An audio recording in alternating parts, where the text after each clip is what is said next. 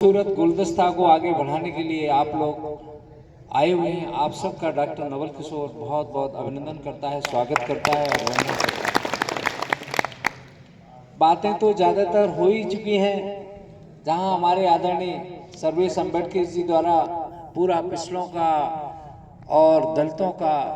Minority का एक इतिहास बताया, वहीं रामशरण कठेरिया भैया ने भी बताया, आदरणीय जिलाध्यक्ष जी ने भी बहुत सारी बातों को टेक्निकल रूप में लाने का काम किया। पूर्व जिलाध्यक्ष आदरणीय अध्यक्ष तो है ना नगर पंचायत के,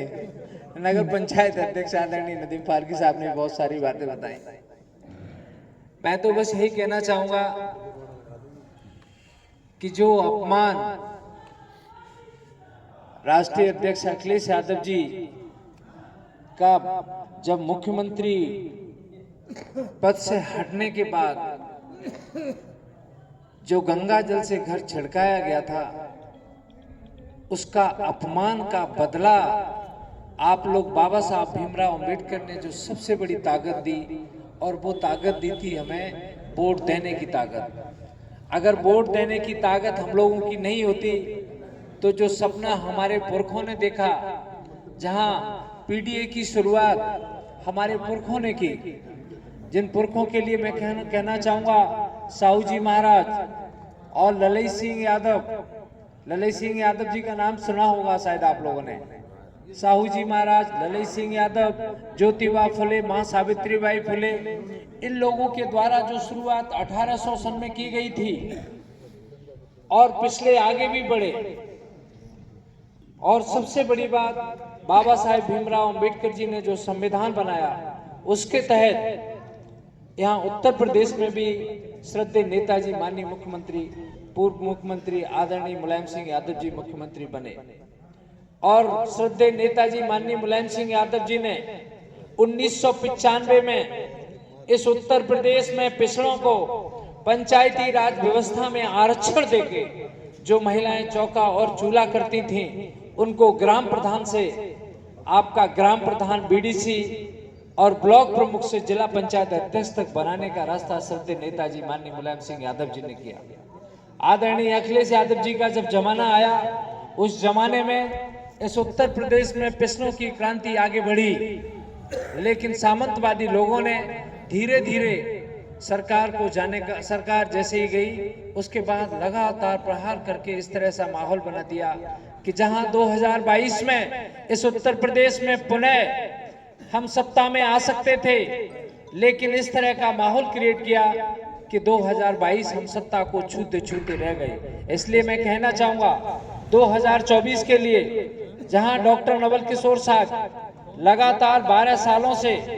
एक डॉक्टर बनके आप लोगों की सेवा करने का काम करता है। डॉक्टर नवल किशोर के अस्पताल में कोई भी आया होगा, हमेशा उसका मान और सम्मान रखने का काम किया होगा।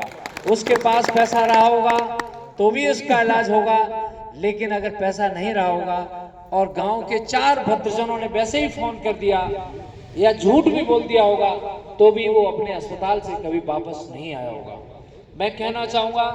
आप लोगों के आशीर्वाद से, आप लोगों का जो संघर्ष था, उस संघर्ष के कारण तो मैं डॉक्टर बन गया, क्योंकि आप लोगों ने जो संघर्ष किया था, उस संघर्ष के तहत श्रद्धेय नेताजी माननीय मुलायम सिंह यादव जी मुख्यमंत्री थे, और श्रद्धेय नेताजी ने इस उत्तर प्रदेश में पिछड़ों के बच्चों को 27% आरक्षण की जो व्यवस्था की थी, उस व्यवस्था के तहत नवल किशोर जो एक साधारण गरीब और किसान परिवार का बेटा था, जिसके पास एमबीबीएस में फीस जमा करने के लिए जिसके माँ बाप के पास पैसा नहीं थे, और वो श्रद्धेय नेताजी के आशीर्वाद से डॉक्टर नवल किशोर बनने का काम किया। आज मैं कहना चाहूंगा, आज जहां पर हम एक कैंसर के डॉक्टर हैं, हम अपनी वैभवशाली जिंदगी जी सकते हैं, लेकिन मैंने उस वैभवशाली जिंदगी को त्याग कर हमारे जो छोटे भाई हैं, उन भाइयों के उज्जवल भविष्य के लिए आज हमने आप लोगों के प्रति आने का काम किया है। इसलिए मैं अनुरोध करूंगा, जिस तरह से डॉक्टर नवल किशोर एक डॉक्टर बनके आप लोगों की सेवा लगातार 12 सालों से करने का काम कर रहा है, और जिस दिन आप लोग यहाँ फर्रुखाबाद लोकसभा से एक बड़ी जिम्मेदारी देने का आशीर्वाद देने का काम करोगे। मैं आपको भरोसा दिलाता हूँ जीवन पर्यंत आपके मान और सम्मान को,